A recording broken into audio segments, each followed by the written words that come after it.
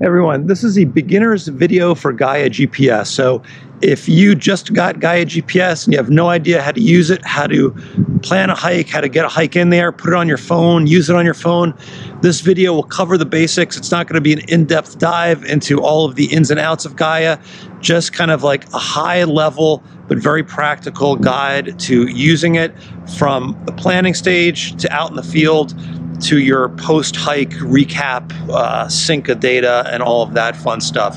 Now, if you have any questions, just leave them in the comments. I'll do my best to answer them.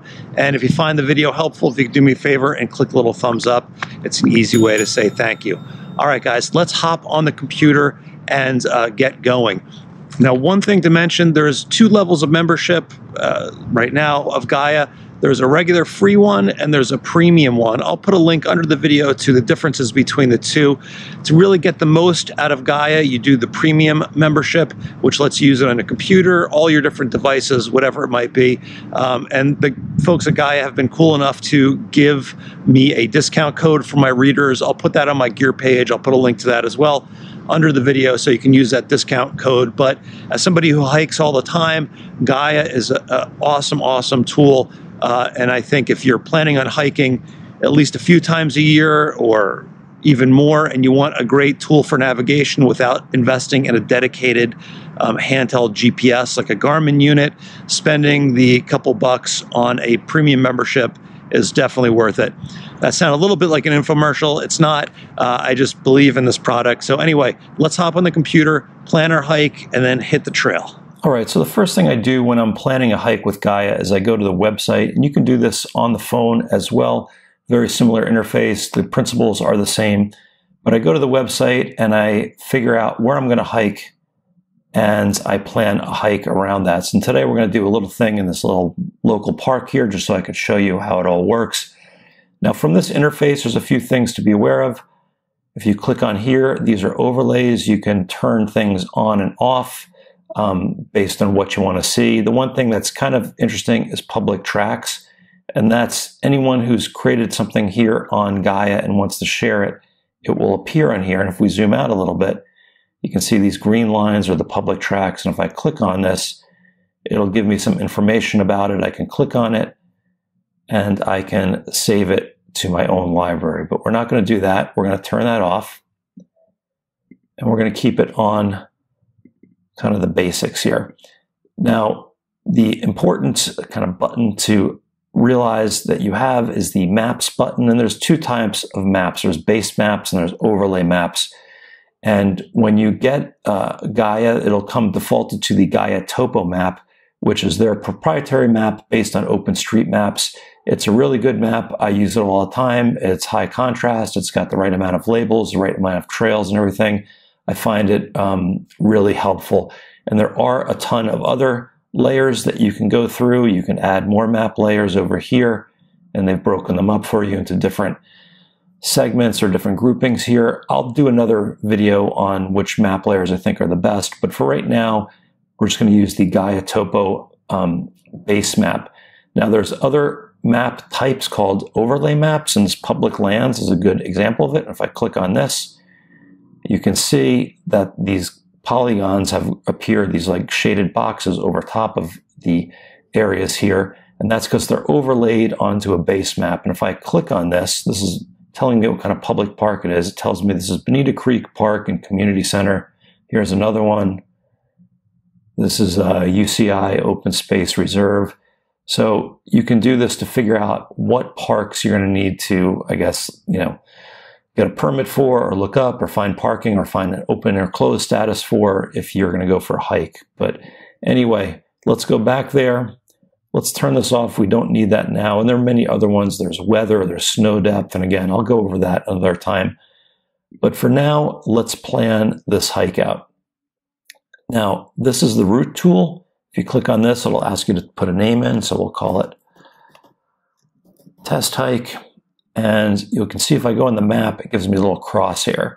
And if I click here on the map, it'll automatically route me to different places and it'll snap it to the trails. Now you can control what that is. If you go down here, You can do it hiking, which is trails. You can do it cycling, which will be bike paths and roads, and then driving, which is just roads, or you can just do a straight line through. But for now, let's do this. We'll go up here, we'll go here, and then we'll come back here. Let's make it really twisty and turny. I think I stumped it here.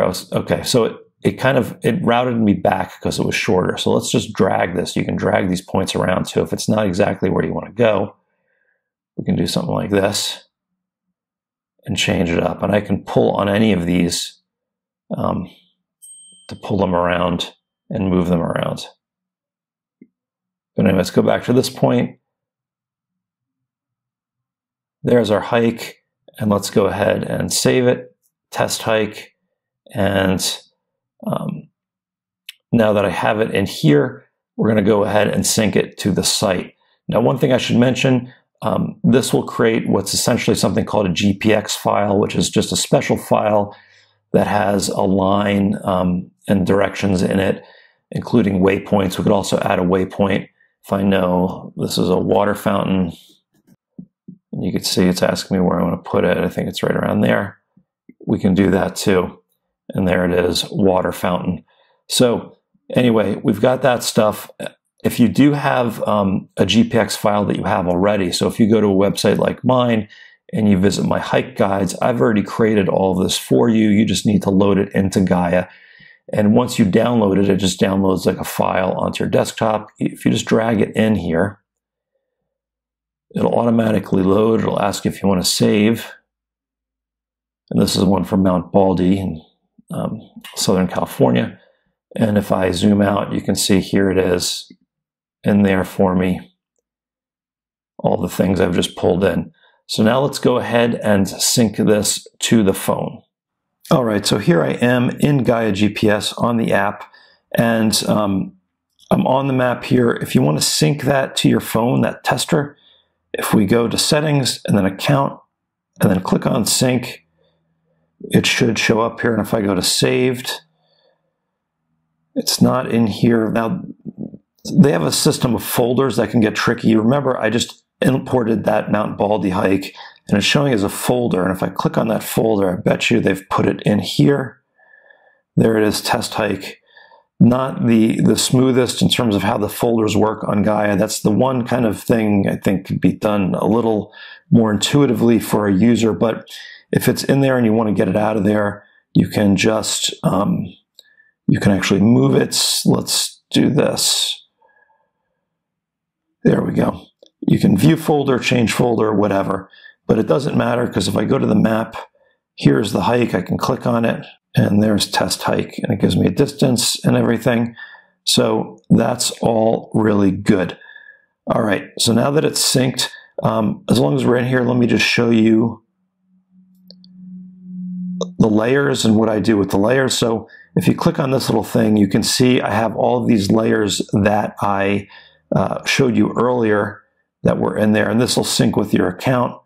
This can all go into, into the device. Now, if you have a premium account, you can download these maps for offline use. So right now we're in a city park, but if I was in Mount Baldy, I wouldn't have cell reception, and I would not be able to look at the maps here. So what I want to do is I want to hit the little plus. I'm going to do download maps, and it's going to give me this little box. I'm just going to draw over that. Then I'm going to hit save. And it's going to ask me which ones do I want to download with this. We're not going to do this. We're just going to get the Gaia. And then it's asking me if I want routing information. And that'll essentially let you create a route when you don't have cell phone signal, if you'd like to have that. So we'll do that. We'll save it. And then it's downloading. If I click on this little button here, you can see it's downloading this stuff. And once it's downloaded here, then I'm ready to go out and do the hike. All right, here we are at the beginning of the hike. You can see that we're on the purple line. That's a good thing. And generally what I do, and it's very simple, is that I just make sure I'm on the line. So if I've planned this hike out, I make sure I'm on the line, I'm hiking on the line. And if I get to an intersection, or if I'm not sure where I am, I just look on my phone and cross-check where I am. Now, if I want to record this, that line is really just a plan. But if I want to record my actual hike, all I have to do is hit the record button, and now it is recording. You can see there's a little green light on there, and it gives me some information here, which I can customize. If I click on this bar, I can change all these different things to be whatever I like to see there. So that's cool. One other thing to mention while we're here is if you want to locate yourself, you hit this button up top here. Now red means your active position. When it goes like this, it'll put the course up, so it'll follow as I hike along the line here. You'll see where I'm supposed to go, or where I'm moving on the compass is right ahead of me. So that's a good thing. And then you can click it back to green, which means off. And that's a little counterintuitive that green is off and red is on, but that's how it is. And that's how we're moving right now. So you can see I'm just moving along the purple line, and you can also see that the track that's being recorded is that blue one right there. And it's showing me where I'm actually hiking compared to my plan. And if you wanted to backtrack on where you would go, you would just look at this and backtrack on that track. You can also do it another way, which is a little more complicated, but we're not going to get into that in this video. So let's go ahead and hike until we get to the first intersection, and then I'll show you what we do when we need to make navigation decisions. And one quick thing, as we're hiking, there's also the screen called the trip screen right down here. And it gives you some more information. You can customize this, but if you want to kind of get nerdy on some of the stats, you can do that here, get your average speed, whatever it might be. That's on this trip tab right here. But otherwise, let's go back to the map, and you can see here, if you look out at the actual video of the area, I've come to a junction here. Now I can go straight, I can go that way, or I can go this way, but according to my purple line, I should be going this way. And generally what I'll do on the trail is, if I'm not sure, I will just fire up the app and take a look. And look, you can see I'm going the wrong way, which I did on purpose. I didn't tell you that, but you can see, hey, I'm not on the purple line. So let's go ahead and go back, and let's try this way. Now let's see if I'm on my planned route here. And most of the time, in reality, when you're hiking, you're on a trail and you're going straight. There's not a whole lot of twists and turns. This is not like driving through Manhattan. You know, you're hiking for at least 10, 20 minutes or more. Okay, now we're going to go down here, and you can see I'm just following the line. So this was the plan I made, or the plan that I imported from another website like HikingGuy, and I'm just staying on this line here. Now, while we're here, let me show you a couple neat functions. I'm going to deviate off the line. We're going to go over to this trash can, and at this trash can, we're going to drop a waypoint. And generally, I'll drop waypoints if I find something interesting, right? If I find something, not a trash can necessarily, but maybe like a nice view or a mountain spring or something like that. For that, I'm going to hit the plus button, and then I'm going to add a waypoint. And there it is. I can also move it around if I'd like to. And I'm going to hit save. And then I can name it something here, whatever, blah, blah, blah, blah, blah. And I can change the icon. I can do a lot of different things. And then save. And there it is. And that'll sync back to our, to our account after the hike. And I'll show you that when we're done as well. All right, let's get back to the purple line. Now, one thing I forgot to mention is that when I do a hike like this, or one in the backcountry specifically, I always put my phone into airplane mode.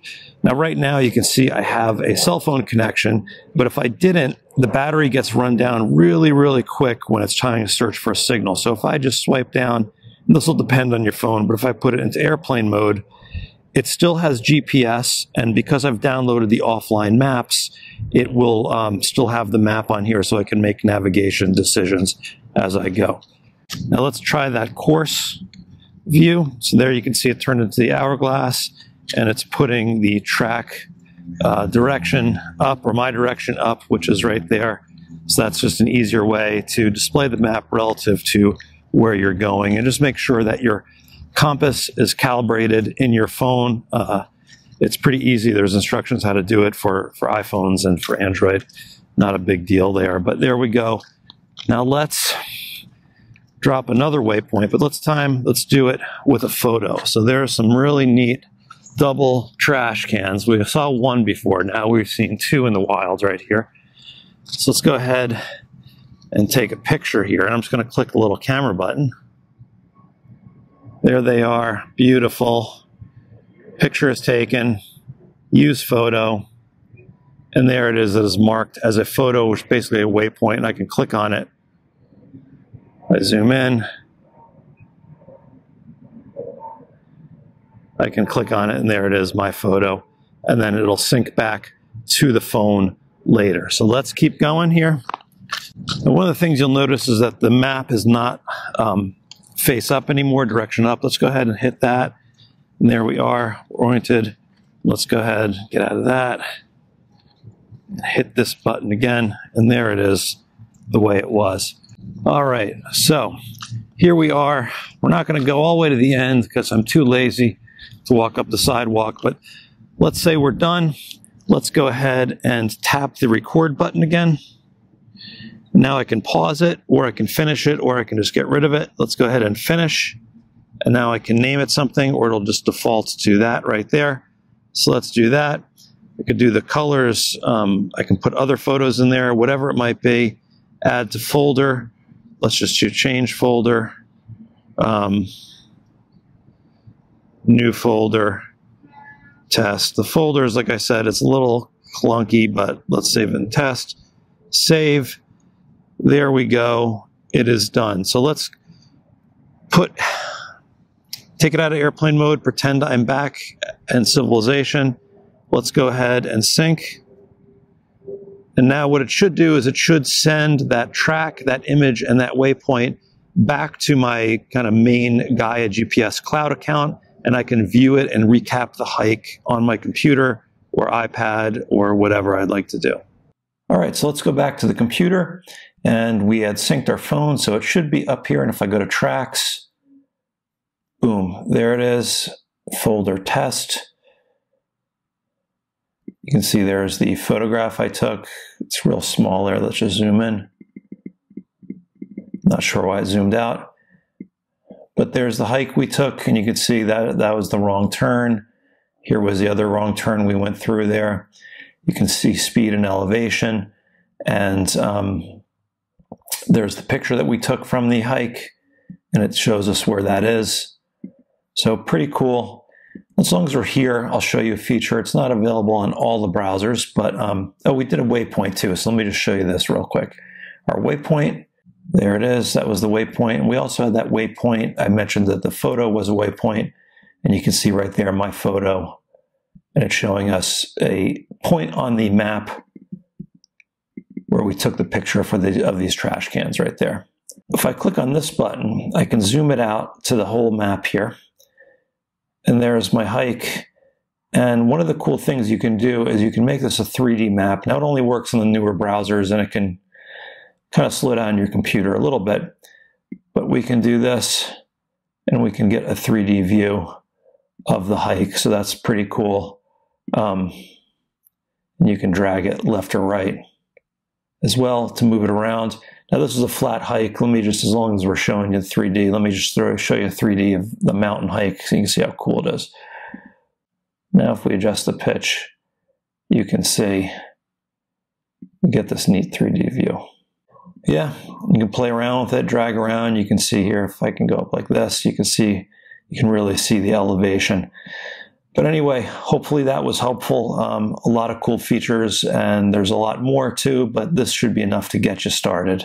So that's it. Again, very high level, very beginner focused, but hopefully if you are a beginner, that you understand now how to use Gaia GPS, and you'll feel confident in bringing it out in the field when you go for a hike.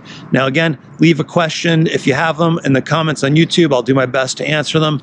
And if there's other topics on Gaia that you'd like to see me cover, let me know there too as well. I know a lot of guys are newer to hiking and just need some basics to get up and running with these tools.